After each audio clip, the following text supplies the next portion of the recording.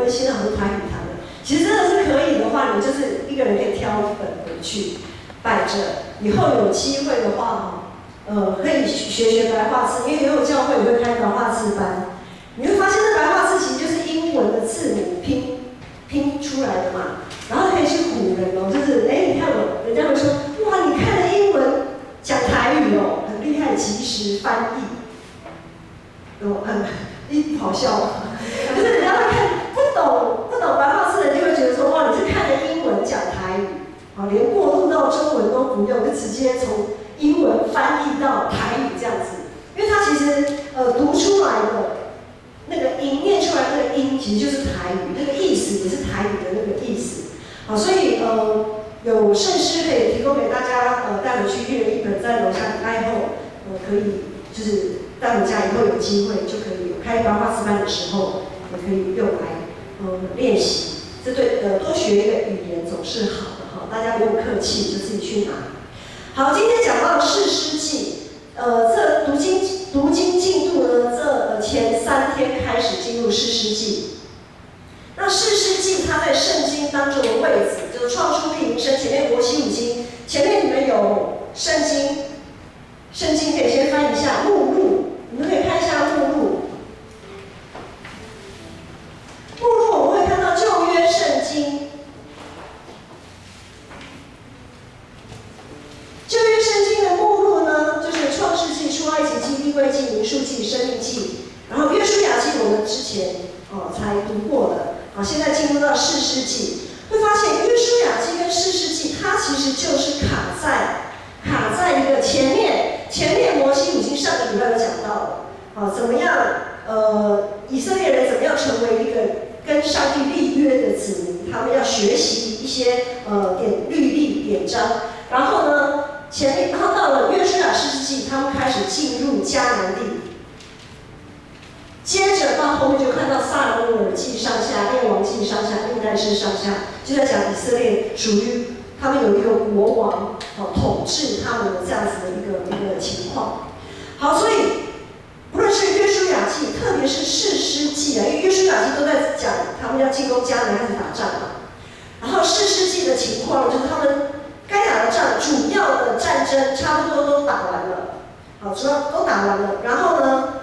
本来他们还没有进迦南之前，就是摩西有没有？摩西是他们的领袖，然后带领了12个支派集体行动，他们要往哪移就往哪移，要怎么去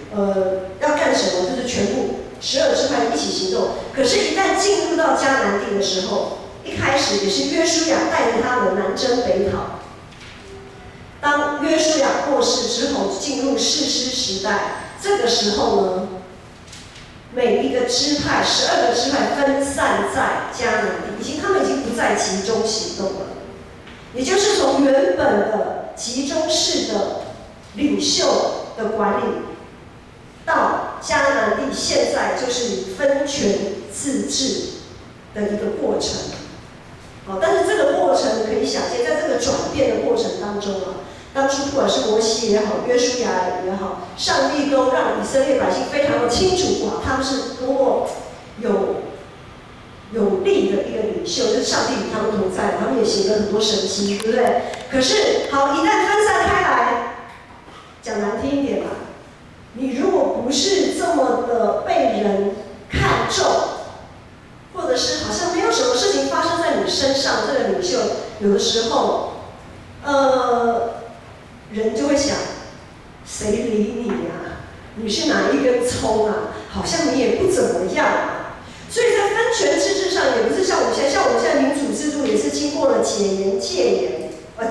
然后再解严，民主制度也是走得非常的跌跌撞撞，对不对？以台湾的民主宪政发展来说，所以这个转变不是那么容易的事情。所以士师记刚好卡在一个集中管理到分散各地管理的一个过程当中，就好像一根刺一根鱼刺卡在喉咙，上不上下不下。如果有被鱼刺卡过的就知道，那真的是非常的不舒服。被鱼刺插到那个当下，好像脑袋里会有很多想法，要怎么样把这个鱼刺拿出来？直接用手去捞呢，还是有人说什么喝醋啊，还喝什么？你们有没有听过什么偏方？鱼刺卡到喉咙怎么办？吞饭，就大口的饭把它吞下去，就一起压下去就对了。还有什么方法？有没有听过的？然后都没有哦，你都没有鱼刺吃过，可以提供一点那个偏方啊。如果不小心有人被鱼刺刺到的时候，就可以试看哦。好，所以士师记在这个时代就是一个上不上下不下，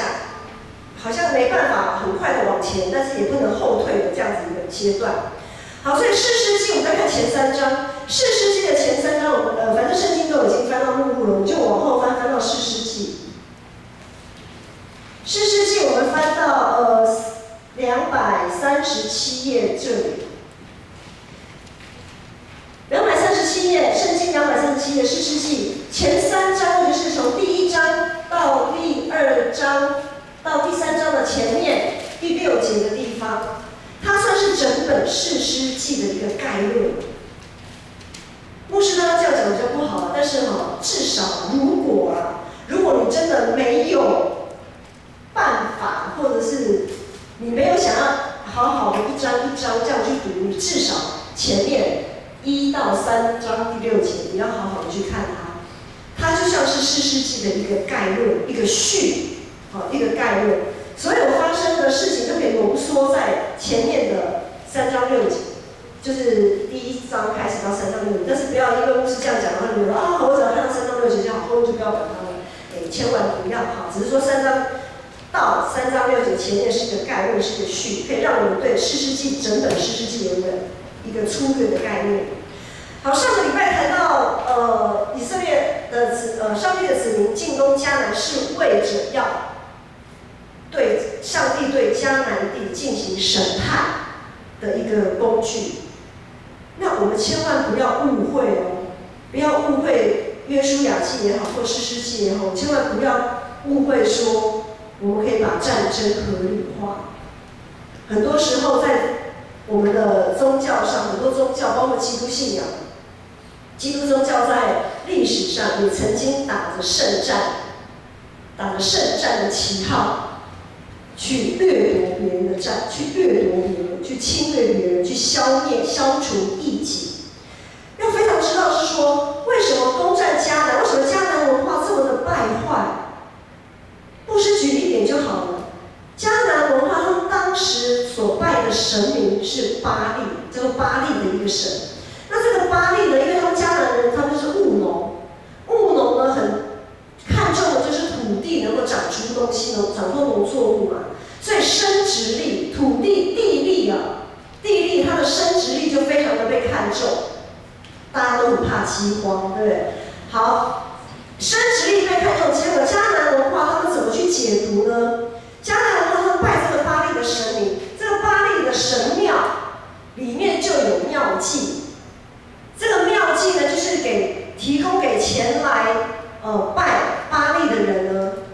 做我们讲说提供性服务的，提供性交服务的。就是他们为什么他们要这样？他们透过男女交合的这样子的一个过程，这个好像代表生殖嘛，因为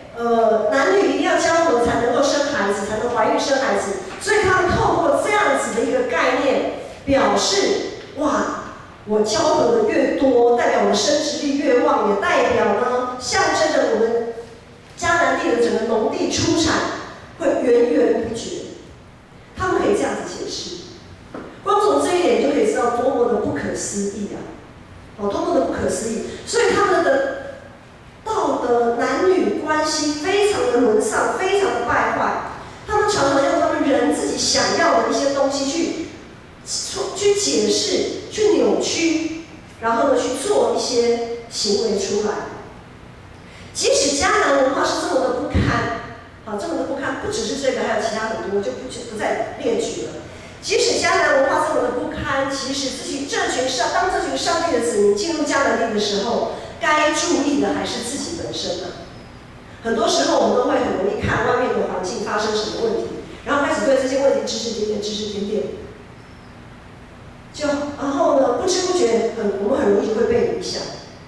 就好像我们如果曾经是家庭的受害者，暴力家暴的受害者，如果我们一不注意，可能当我们长大，我们就会变成家暴的怎么样加害者。当初我们是受害者，照理讲我们应该不会变成加害者，可是，在这样子的一个过程当中，成长的过程当中，当然，当我们没有意识到其实自己应该要成为一个怎么样的人的时候，我们反而会变成那个家暴的加害者。好，上帝的子女也是这样子，他们应该要看重的不是迦南文化如何，而是要看重他们要注意在意的是他们自己怎么样维持自己跟上帝立约的这个身份，如何守住上帝子民的这个身份。所以，我们从士师记的前3章概论，我们可以发现一个很可悲的事情。整本士师记非常可悲的就是迦南文化仍然屹立不摇。然而，这群上帝的子民已经被迦南文化影响的东倒西歪了，离上帝越来越远，越来越沉沦。本来应该要高举上帝的公义、怜悯，在这样的情况下，反而被迦南文化来同化。他们也渐渐成为一个只是高举个人、欺压弱势、不公不义的一个民族。首先，我们来看一下今天的经文。今天的经文在17节到19节有讲到，当约书亚带领他们先打完一轮的南征北讨一些主要战役的时候呢，他们开始分散到各个支派的领地，他们的领地。于是呢，犹大17节到19节讲到犹大和西缅。犹大、西缅这2个支派，他们兄弟2个，他们说好了并肩作战，一起要把他们附近他们那一区的敌人赶出去，赶出去。于是呢，19节说，耶和华与犹大同在，犹大就赶出山地的居民，只是不能赶出平原的居民，因为他们有铁车。然后同样在21节记载，便雅悯支派另外一个便雅悯人没有赶出住耶路撒冷的耶布斯人，耶布斯人仍在耶路撒冷与便雅悯人同住，直到今日。为什么这些以色列人没有完全赶出他们应该要赶出的人呢？明明在约书亚记那个时候，他们要开始进到迦南地，上帝就有吩咐，你要把所有的迦南地的都灭尽，不管是人牲畜。那为什么现在赶不出来？很多时候人就是这样子，有时候就是没有做到完全，可能就是做得透。台语说好羞羞，没有令令，虎头蛇尾，虎头蛇尾。他们认为反正这样子就够了啦，我只是占领这样，我只要占领的主要城市，比如说我们首都有敌人攻过来，台北市这个首都攻下了，好，新北那些呢，慢慢来啦，三重、新庄、新店，慢慢来没关系，来台北市我先攻下来了，总统府已经先攻下来了，其他的慢慢来。以色列人他们认为这样就够了，他们自认为在往后的岁月，他们绝对有能力可以继续掌握那一些人，其他没有赶出的那些人，他们自觉得有能力可以掌握一切。以色列的失败就是对上帝的要求太过于睁只眼闭只眼，得过且过，对自己太有信心、太有把握。他们认为绝对不会被那些文化影响，这样子的妥协，最终导致他们在信仰上整个失败。因为一个地方的文化绝对会影响信仰，我们基督信仰也很容易被民间信仰给影响。就像我们华人的传统好了，华人传统在历史上就有些观星啊，星象，观天象，看一些历史剧，古装历史就有个观天象的占卜啊，卜卦啊等等的，然后拜鬼神啊。当然，这一切在一开始一个源头都是为了就是对鬼神的敬畏，就想到哇，天下有凶相的时候呢，哇，就是君王要躲起来还是怎么样的。然后如果这个天下还不错，就代表好像可以类似可以娶亲啊，可以做一些好事啊，类似。那在这样子的一个过程当中，渐渐的已经不是敬畏鬼神了，渐渐在这个文化的转变、历史的一个转变过程当中，不管是观星象也好，占卜也好，往往变成君王要巩固他的权位的一个首当的工具，或者是我们在历史当中看到很多有心人士也透过这样子的星象或者是占卜等等，要来革命。如果他们想要推翻前一个朝代，他们可能会散播很多谣言，哇，什么天上有凶相啊，不吉啊，大不吉，大凶，什么代表这个君王腐败什么的，然后他们就散播谣言，那个耸动民心，对不对？然后他们就可以一举推翻所谓的暴政。好，所以呢，天地众神到头来啊，虽然表面上是人在拜鬼神，可是到头来变成是怎样？天地众神变成是服侍人的存在。神明是不是灵验？神明是不是有够力？取决于他对于人类可以带来多大的益处。这样子的文化深深的影响，也是深深影响到我们现在的台湾，整个华人社会都是这样子。这样子的信仰观让我们会变成什么呢？我们在我们的信仰当中，从我们的祷告就可以发现，我们很容易被文化影响。我们常常也会透过祷告想要支配上帝，不知不觉当中，我们会想要用祷告来控制上帝。上帝，我这样祷告，你要跟着我去哦。我已经祷告了，所以你要跟着我去哦，你就要这样做哦。你要跟我背书哦。当上帝不垂听的时候，那就代表上帝根本不给力，干脆不要拜好了。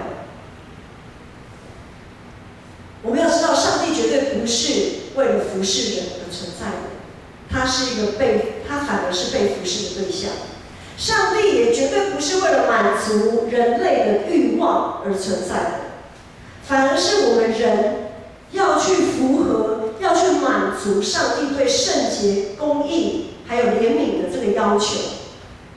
所以我们会发现，在基督信仰当中，除了这个之外，还会让我们常常过不去的是：好啊，我们祷告了，好，我们知道我们要尊主为大，我们要顺服上帝的主权，然后好，上帝不让我这样做，那我就自己调整嘛，我尽量自己做自我调整。可是往往让我们很跌倒的是，我调整过了，我也努力过了，结果还是没有什么改进，没有什么改善，环境还是一样，现况还是一样，一点改变都没有。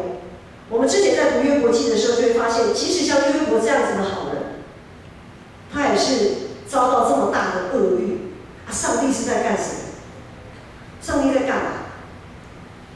当我们在之前读民数记13章的时候，有记载以色列人当初，他们还没有进入迦南地之前，他们派12个探子去窥探迦南地，然后有10个探子回来都讲了，哇，迦南人多可怕！那么有一个亚纳族的人，好像巨人一样，那我们在他眼里像是蚱蜢，大家都吓得发抖，整个腿都软了。只有迦勒跳出来，迦勒跟约书亚，特别是迦勒跳出来说：“不要怕他们，因为有耶和华上帝与我们同在，不要怕，我们只管去。”好，然后上帝也及时回应了迦勒的信心。好，上帝对迦勒说：“当你去的时候，我必与你同在。然后呢，我会把你所窥探的那地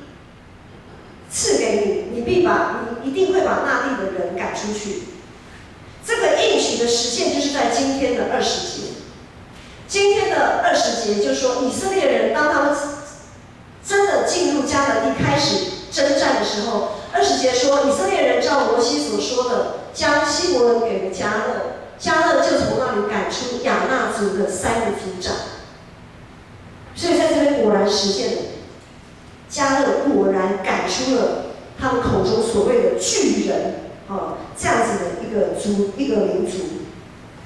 好，20节说，他们犹大人把他们赶出去了。然后我们回过头看19节，接下来我们要看两节经文，要稍微给他做一点比较。19节说，耶和华与犹大同在，犹大就赶出山地的居民，只是不能赶出平原的居民。这边说不能。然后21节呢？21节说，另外一个支派便雅悯人是没有赶出住耶路撒冷的耶布斯人。这不一样哦，一个是不能赶出，一个是怎样？没有赶出，不能跟没有差很多。然后在这一段经文的描述，我也看到，上帝有的时候会让我们赶出某些敌人，但是呢，他会让我们没有办法赶出某些敌人。不能跟没有的差别是，不能是已经试着去做了，我们做了努力，但是结果还是不能。可是没有呢？没有就是放任、放弃、不管，就摆着啦，不用去管它了。所以相较于犹大支派，他已经有尽力、尽量调整自己，也做了他该做的事情，最终他不能赶出敌人。相较于犹大，便雅悯人是完全放任了，试都没有试。还没开始就先认输了，就放弃了。他们的行为还有信心一样的软弱。以迦勒为首的犹大支派显然在信心上更胜一筹了，因为信心会带出行为，信心会带出行为。很多时候我们不太明白为什么，上帝不让犹大把所有的敌人都赶出去。就好像我们不太明白上帝为什么会容许我们生活当中的一些困难继续存在。很多时候我们不明白，就好像很多时候我们不明白，上帝将我们生活当中的难题像一根刺一样卡在我们的喉咙。我不晓得大家现在可以想想，在你生活当中有没有像这样子的一根刺？是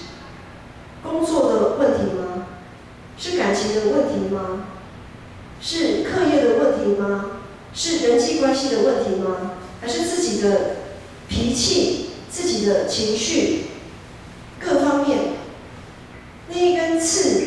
始终没办法从我们的生命当中挪开。很多时候我们没有办法，即便我们再怎么调整还是没有办法把这根刺拿掉。以身体来讲好了，牧师有过敏体质，这2天鼻子就不太舒服，就是会一直打喷嚏，然后整个这边就很痒，这样眼睛也很痒，鼻子也很痒，然后打喷嚏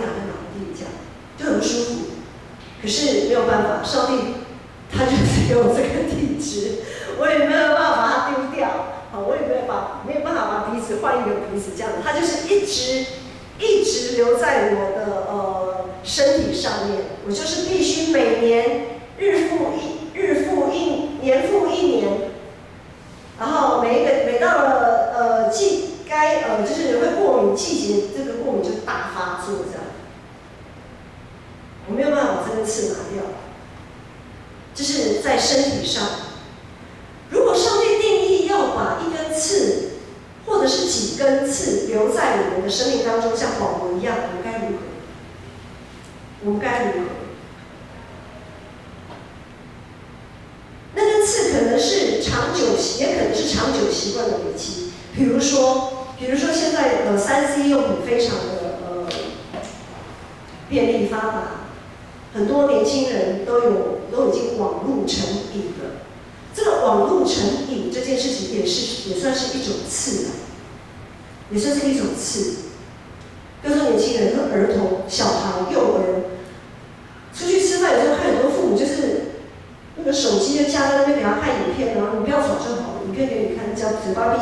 眼睛看着影片啊，父母还可以做自己的事情，可以舒舒服服的吃个饭，啊，你要吃就吃，不吃拉倒，还是怎么样？那我们要怎么去面对这些刺呢？我们是要像变雅悯人那样子啊，不用赶了啦，没关系啦，就放任，还是要像犹大支派这样子，尽力的去调整，即便是累积的不良习惯，去调整是这么的困难，但是呢，我们有没有努力的去调整，还是放任它随便？这是给我们一个很大的提醒。因为如果我们想要调整，即便没办法完全，至少我们还是处在一个跟这个敌人、跟这根刺在抗衡、在对抗的这样子一个阶段。我们的态度还是在一个随时预备作战的一个态度，而不是弃甲投降。那个态度很重要，因为这个信仰的态度会影响，也会导致，如果我们不及时的调整那些不良的习惯，如果我们没有及时的随时的想要把那根刺挪开的时候，那根刺、那个习惯、那个坏习惯，一定会一直影响你，而且会影响你越来越深。当我们不去试图做改变的时候，我们就只能随波逐流，这成了最后我们信仰的光景，也是非常的凄惨，也是非常的凄惨。那当然，或许当我们都已经尽一切可能做了调整改变，困难依然存在，就是我们在对抗这个瘾。好，我们讲说，网络成瘾，这个上瘾这件事情，如果以这件事情做例子来讲，或许我们还是没有办法摆脱那样子的意念，但是至少我们没有宣告失败，我们还没有投降，我们还没有举白旗耶，我们还有机会得胜，我们还没有认输，我们还在抗衡，我们还在上帝的保守里面，而上帝对保罗说，在哥林多书，上帝对保罗说：“我的恩典是够你用的，因为我的能力是在人的软弱上显得完全。”所以保罗更爱夸口自己的软弱，好使基督的能力复辟他。那根刺虽然卡在我们的身心灵上，让我们非常的痛苦，好像看起来哇，我真的是被咒诅了，被上帝惩罚了，看起来好像是这样子一回事。其实换个角度来想，那根刺也是一个祝福啊。因为有那一根刺在，才会提醒我们，催促我们更接近上帝，更多的亲近上帝，更多的向上帝祷告，更多的要去认识他。诗篇里面有一位诗人，他说：“我们的肉体虽然渐渐衰残，但上帝是我们心灵的力量，是我们的福分，直到永远。”当复活的耶稣向门徒显现的时候，他的肋旁仍然有被枪刺过的、被枪扎过的这样子的痕迹。他的手掌也有被钉子钉过的伤痕，这些伤痕都在。耶稣替我们所受的苦难跟羞辱，一直都在身上，代表着其实耶稣基督从来没有忽视，也从来没有忘记我们所受的苦难。然后我们要知道，耶稣怎么面对他的苦难？上帝并没有挪去十字架，上帝没有为耶稣挪去十字架。虽然耶稣有求，主啊，若你愿意，求你把这个苦杯挪开。上帝没有挪开，上帝并没有挪开耶稣他的痛苦，他没有挪开耶稣即将要受的痛苦。反而是透过耶稣他在客西马尼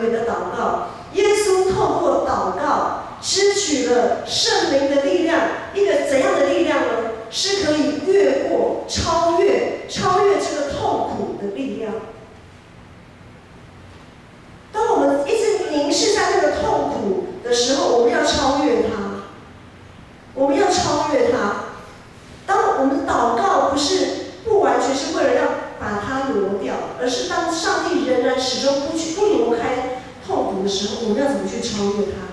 就是祷告。祷告会赐给我们越过这些苦难的信心跟盼望。最终，耶稣基督就像耶稣基督一样，会胜过死亡的权势。我们在世上所经历的苦难，耶稣都知道。这些苦难，这一些刺，这一些问题，如果是上帝定义要放在我们生命当中，如果我们已经怎么样努力了，还是没有办法有所改变的时候，弟兄姐妹，我们不要放弃。只要我们不认输，只要我们不放弃，上帝也不会放弃我们。只要我们不认输，上帝就会持续在这件事情上面不断的保守我们，给我们力量。最后，我们一起来唱这首诗歌《起初的心》，我们要找回起初爱上帝的心，用一个跟上帝愿意跟上帝亲近的这样的心，让这样子的一个跟上帝的关系来成为我们的力量，可以越过所有的苦难。然后，当我们跟耶稣基督一起承受苦难的时候，我们必定会和耶稣基督一起享有复活的荣耀。我们一起来唱这首诗歌。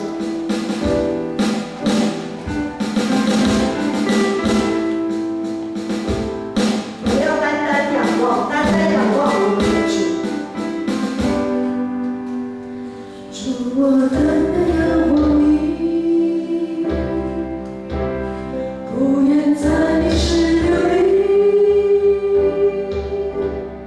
我成长的足迹，因为我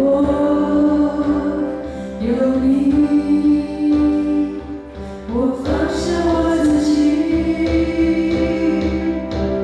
找回起初的心。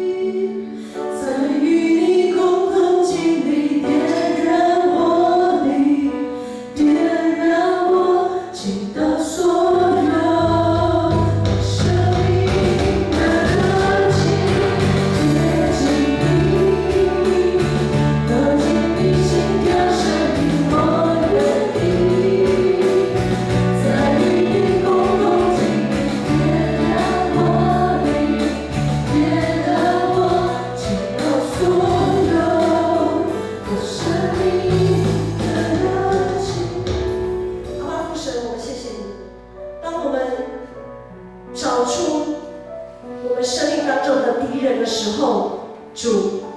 求主你圣灵点燃我们，点燃我们向着主你的热情，好叫我们可以用这样子的热情来面对我们的敌人。主，我们要说，我们绝不退缩，我们绝不让步，我们绝对不认输。主啊，求主你帮助我们，愿主耶稣基督的恩惠、天父上帝的慈爱、圣灵的